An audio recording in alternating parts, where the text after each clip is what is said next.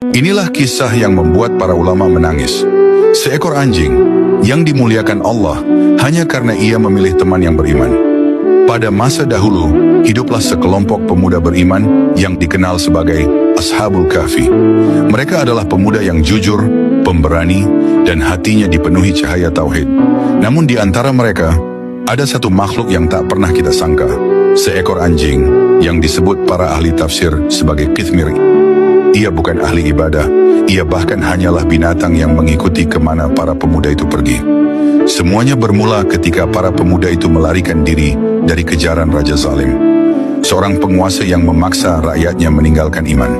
Ashabul Kahfi memilih hutan, lembah, dan gunung berbatu demi mempertahankan tauhid, dan di belakang mereka berlari anjing ini.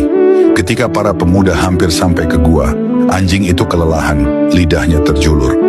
Ia menjilat tanah, tubuhnya gemetar, tapi ia tetap mengikuti mereka. Para pemuda awalnya takut keberadaan anjing itu akan membuat musuh menemukan jejak. Namun Allah menakdirkan sesuatu yang berbeda.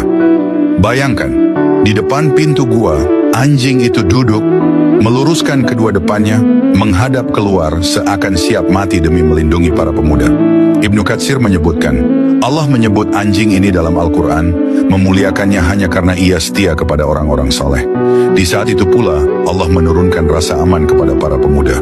Mereka tertidur selama 309 tahun, sementara anjing itu tetap dalam posisi penjaga yang setia. Betapa besar rahmat Allah kepada makhluk yang tidak berakal. Dari peristiwa ini kita belajar bahwa lingkungan menentukan kemuliaan seseorang, bahkan seekor hewan. Jika anjing bisa dimuliakan karena menemani ahli iman, maka bagaimana dengan kita, manusia yang diberi akal dan hati? Pilihlah teman yang mendekatkanmu kepada Allah, karena dunia ini sirna, tapi nilai di sisi Allah akan kekal selamanya. Semoga kisah ini menambah iman kita dan membuat kita lebih berhati-hati dalam memilih sahabat. Kalau kisah ini menyentuh hatimu, tuliskan Allahu Akbar di kolom komentar. Bagikan agar lebih banyak orang mengerti indahnya berteman dengan orang-orang beriman.